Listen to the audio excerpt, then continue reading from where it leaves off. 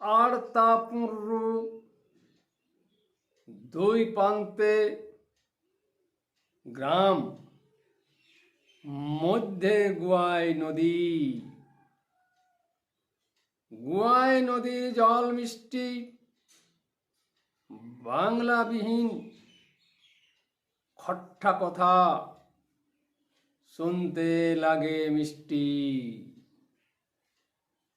আর তা আমার মামার বাড়ি যায় না,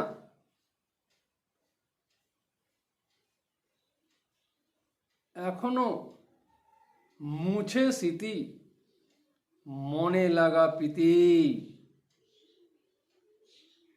মন প্রীতি হয় চরিত্র নীতি।